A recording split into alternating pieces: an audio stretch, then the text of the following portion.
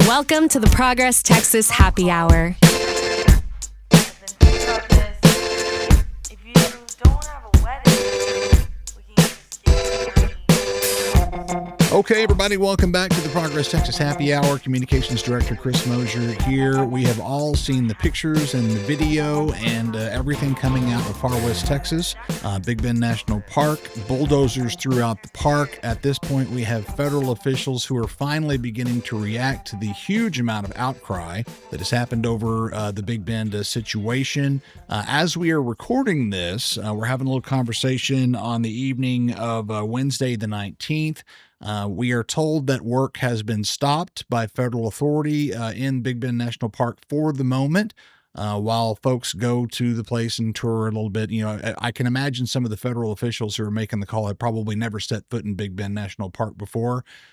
So we shall see what comes of that. But for now, what we are seeing on a broader scale is the result of Republican policy, specifically coming from the Trump administration, and more specifically coming from specific votes that have gone down by our very own representatives in Congress of the Republican stripe.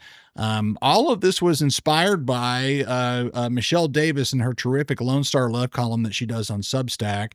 This is something I read on a regular basis, and I hope everybody in this call does.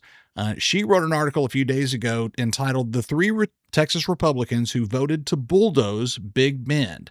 And we're talking about three Republican incumbent House representatives who all happen to have, as all of them do this time in Texas, which is unusual, Democratic challengers. And so we've gathered the three nominees challenging these incumbents who, you know, I would say are pretty directly responsible for the mess that we're seeing in far west Texas right now. We start over here with Justin Early, who is running in CD 31 against John Carter. Justin, good to see you. Great to see you again. Appreciate you having us on, Chris. Thank you. Absolutely. Next around the horn is Tanya Lloyd, who is running in CD 27 against Michael Cloud. Hi, Tanya. How are you today? Glad to be here. Thank you for having us.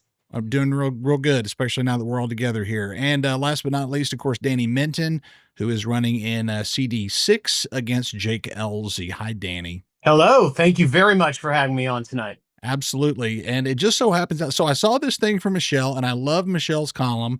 And Michelle, thank you for writing this, because as I read this, I interviewed all three of these people in Corpus Christi.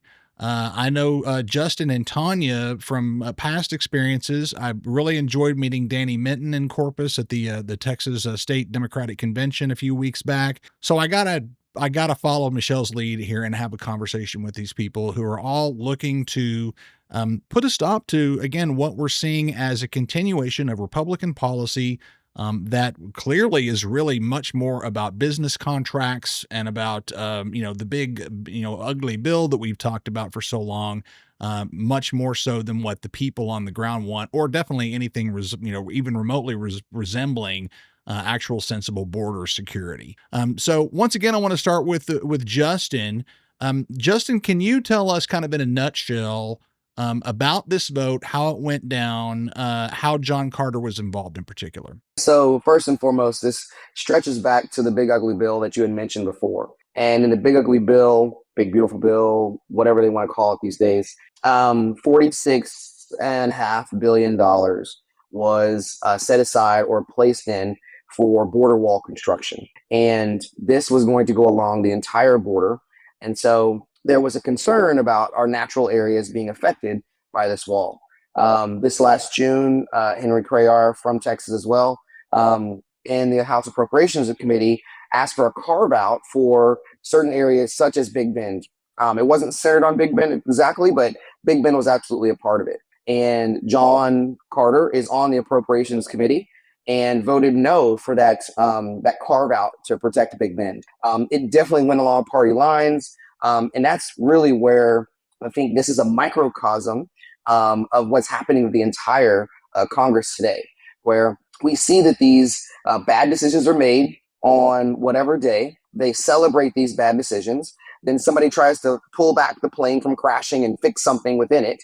And then along party lines, they say no. And then the public gets outraged. And then when the public gets outraged, all of a sudden, words have to be said like, oh, I didn't know it was about this, and they have to Right. backtrack about what they had said. And so John Carter in himself has been very much a rubber stamp for the Trump administration. He's not been very vocal on many of these things at all. The only thing he was truly vocal on was his support and stance on supporting the big, beautiful bill to allow the money to go into Big Bend. He's not really said anything since then because, as you said, they've paused the construction right now. And while the construction may be for roads, maybe something else, there should not be these giant trucks going through our natural areas. And Right. while we can't determine exactly what's happening while they're in there building it, we do know that there was no need for it today. And now that the outrage has happened, they've paused that kind of building and construction. The last thing I'll say on John Carter is this is why I'm running against him. He doesn't truly represent us here in CD 31. He doesn't truly represent Texas, and he's become that rubber stamp. And so if we want to change, if we want something different, we need to vote all these people out. Very good. Tanya, to you next. Give us, kind of a similar take from your view as the nominee, facing up against Michael Cloud in the Congress. Absolutely. Everything Justin just said pretty much applies to Michael Cloud. He's a rubber stamp. He likes to post on Facebook, I am Trump's number 2 guy. I don't know who the number 1 guy rubber stamp is, but, I'm the number 2 guy. He did vote, to do away with these environmental protections in this committee hearing and, then voted no on this and is allowing this to happen. And I personally have never been to Big Bend. I've been to many other, state national parks in Texas. It's on my bucket list. But it just breaks my heart to see these bulldozers and these big backhoes and things, destroying this beautiful landscape that we have, this treasure in Texas. And for our sitting congressman who's not even from Texas, allow Texas to be destroyed like this, such a jewel that we have is so disheartening. Let's look at some consequences. Let's look at some research. What would happen if we did all of these things? But it was just a rubber stamp. No. And he's been very, very quiet about it. I haven't seen anything in his social media about what's happening in Big Bend. We've been very vocal about it, but I have not heard anything from him. And, it's really frustrating. And that's one reason I'm running against him is because, like Justin said, his incumbent's not representing Texas, neither is mine. And that's why I'm running, because I'm a 5th generation Texan. And I remember when Texas was Texas friendly and we helped each other and we took care of things. And that's what I want to go back to. I remember a Texas that was the maverick state that we did as we needed to protect the environment, to take care of our families, to provide for those. And to go and take one of the most unspoiled locations on the planet and bulldoze it is not the Texas I grew up with. Absolutely. And if it made any sense at all from an actual, border security standpoint, it might be one thing, but it completely does not. Danny, to you next. In District 6, Jake Ellzey is the incumbent. And similar question: what have you seen of his reaction, perhaps since all this started, and what's your view? Nothing, and I don't expect to hear anything either. Just like the other two, he just does what he's told. And he's on the Appropriations Committee along with Michael Cloud for the Environment and the Interior. So there's a special subdivision of the Appropriations Committee. But their job has been just to do what Trump wants, where he wants, when he wants, and they don't ask questions. I don't expect him to, fight too much, but I would have loved a little bit of argument against it. And at least a statement against it. I have not seen anything from him. I will tell you that his constituents here are incredibly angry, especially after Michelle's article came out, and I was even more angry. I will tell you, and I hope you guys all get a chance to go to Big Bend. I go to Big Bend every year, at least once a year.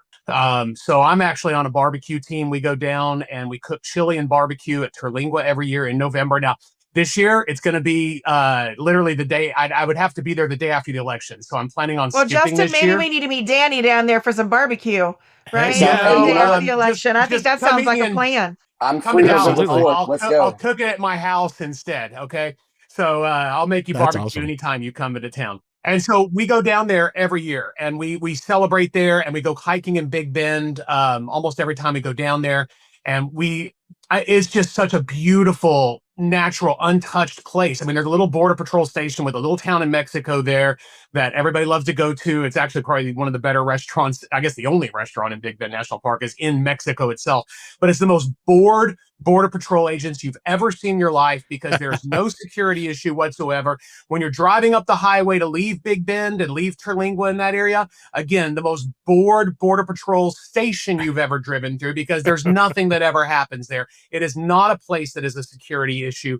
And that's Right. why this scares me even more. Well, and we've definitely arrived at a point where kind of trying to follow the money, and any kind of when something stupid like this happens, you pretty much can follow the money, and you look at at what we've come around here to call the big bullshit bill, is something that was so much stuff and so much money and so many contracts and so many deals that were all crammed through all in one great big shot, that you could have really counted on a lot of it to probably not make a whole lot of sense. And so, what we see in the park right now are a bunch of people who are working for construction companies who, this time last year were probably, plowing up a place for a highway or plowing up a place for a building foundation or whatever it might have been. Well, their boss got a sweet deal with the federal government, and now those people are tearing up, the area around Terlingua and the area around Santa Elena Canyon, and probably themselves are not real hip to what they're doing, but there they are, and it's their job. And it doesn't make any sense at all. And it's just interesting that, Congressman Ellzey, Cloud, and Carter, even to this point, have absolutely nothing to say about a mess that they helped make. And as you guys have all alluded, they did so because to not do so would have been to defy Donald Trump. And that's not something they're willing to do, clearly. Right. Let's go around one more time, and I'll start with Tanya this time. Talk about the idea that, these guys have all remained silent, but like we've talked about, Trump has sent his folks down to, assess the situation and see what's going on. They put things to a stop for the moment. We've seen Governor Abbott backtracking on data centers, which of course is another huge environmental catastrophe that has just been let through really by the Republican regime not paying attention to what's happening, both from an infrastructure and resource perspective and also from a tax abatement perspective. Just hands off the wheel with that whole deal. He's backtracking on that. We're seeing a lot of sort of Republican apologism going on right now as we, get into this, the last sort of several weeks before the election coming up in November. Tanya, how much can we trust even a Republican, incumbent right now who's promising the moon to make all these changes that are clearly sensible, of course, and that everybody seems to want? They're promising and they're promising. They stay in office after November, the election in November. What are we thinking is likely to happen? I think right now is a lot of political stunts. We wouldn't be walking back on any of this if we didn't have election coming up in November. It would be full steam ahead. And I firmly believe that as soon as this is out of the news cycle, that construction is going to start again.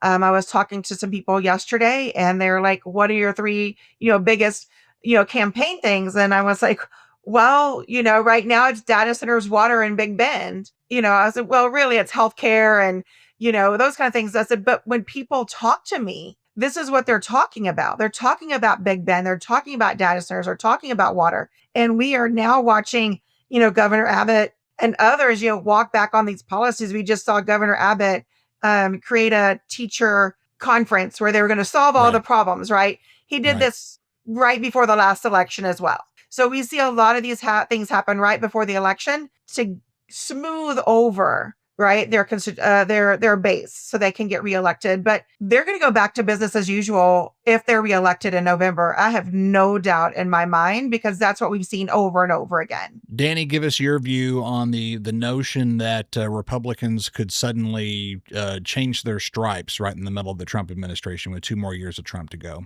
Well, in regards to this, I think, you're absolutely right about Abbott and the data centers. And they're holding on until November, hoping that they can just get past that election so they can do what they want. But right now, I think they're planning on something even bigger in Big Bend. I mean, we just don't know what they're doing because they're so secretive as far as the administration goes. But the feet on the ground say that there's a lot of construction going on outside the park, building housing, because a lot of the businesses won't put up, like hotels and stuff. They will not put up workers from that are in, doing the construction in the park and demolition in the park. And so people are up in arms around there, and nobody wants them, but they have to have somewhere to put these guys. And so I've heard they're building, up to 400 not permanent, but temporary living stations. So they have room for construction workers. I think they're going for something really big that they're not telling us about, and it's going to take a lot of it's going to be on, I think, our country's mind for the next 2 months. So I think it will be a huge election issue in November. Justin, same question. Give us your views on how much we can trust this sudden, negotiation that we're getting out of the Republicans, a lot of the different candidates. Yeah. How far can we throw them, right? They really think we have short memories. They really think that we can be duped again and again and again. And like Tanya had said, every election they talk about the same things. They figure out what the hot button issues that they caused and created are. Then they go back and say, I need to stop this. Don't worry, I'm going to take care of it. And then go right back to it. If we go back to follow the money, and data centers are a big thing for me. I'm a cybersecurity architect. I work in tech a lot, and I understand what AI and data centers are, and I understand this stuff. That is a real big hot button issue. Big Ben is a really big hot button issue. But what this all boils down to, what they all have in common, is loss of local control. They are taking local control away from the people areas in Big Ben, the municipalities who don't want these things built. And then when that local control is lost and they say, who can I turn to and help? The people who caused it from the top come in and say, don't worry, I'm going to solve this for you. Again, it's political grandstanding. It's the same thing we see every time. And if we don't vote them out, we'll never have it change. And I think what they're happening right now, specifically in 2026, they all know a blue wave is coming. Full stop. They're trying to deny or tamp down the crest of that wave. There are areas where they're saying R plus 17 districts are in play, and that scares the mess out of them. So what do they talk about every election? We're going to end property taxes. We're gonna fix these things that we caused. They have a teacher conference every 2 years, right? This is nothing new. And so what we need to do as an informed electorate and as candidates to inform our constituents of what these truths really are. And what this to me boils down to is the loss of local control. Because if the people in Lingua and Big Bend and all there can't say this is not something we want, if they can't demand an environmental study to say, hey, we don't want to take our water for data centers, yet we have zero teeth from the county point where the state says thou shalt do these things, that's a loss of local control. And when you have a problem and upset, you can't write to the governor's office to change it, and they can't turn the ship fast enough. So all they give us is political grandstanding so they can get the money back in their pockets from their same big dollar donors. We're doing all the same things. Because we've watched our Texas legislature over the last 2 sessions pull back our powers from our local governments to prepare for these data centers, right? This was an intentional, multi-year, long game for them. And now it's coming to light and people are like, what has happened? And we're like, we've been telling you, and now the consequences are hitting. So, I think people are finally, kind of waking up to that, just what Justin has said. But this has been a long game for them. But then every election cycle, it's just like, oh no, we're going to stop. We promise. I have a direct fear that this is literally the pathway to authoritarianism, right? You cause a problem, you break down a system. Then when people are upset that the system doesn't work, the authoritarian comes and say, don't worry, I'll take care of it. I have to use a strong hand, but I'll take care of it. And that is literally what we're seeing doing. When you lose local control to write back and say, here's what I want, my elected official, I don't want a data center here. I don't want construction in Big Bend. Then all of a sudden the state says, don't worry, they didn't listen to you.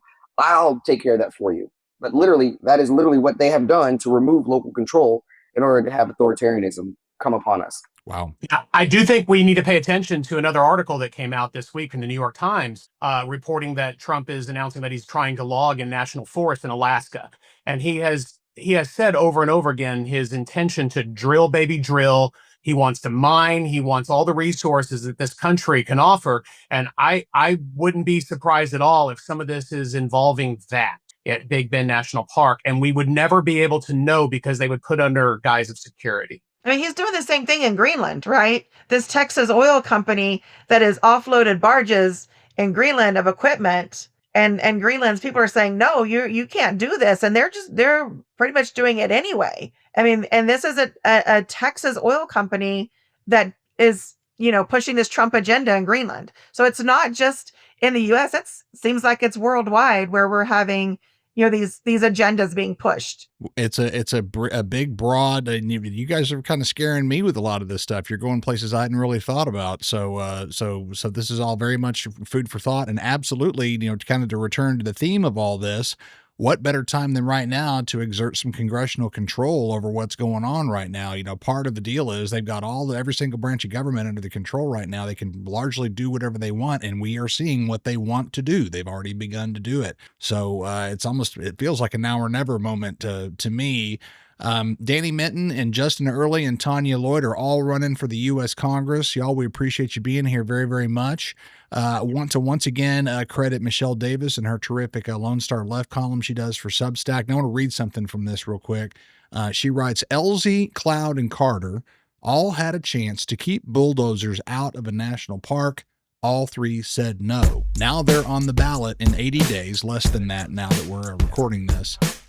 Right when the Hispanic vote is expected to swing back, right when 3 different districts have 3 different paths to flip, if turnout shows up. Just math, and the math says these seats are winnable if the people who stayed home in 2024 don't stay home again. We will stick a link to this article from Michelle up in our show notes for this particular conversation. Justin, Tanya, and Danny, thank you guys so much for joining us, and y'all be safe out on the trail and let us know what's going on. All right, appreciate you. Thank you, Chris.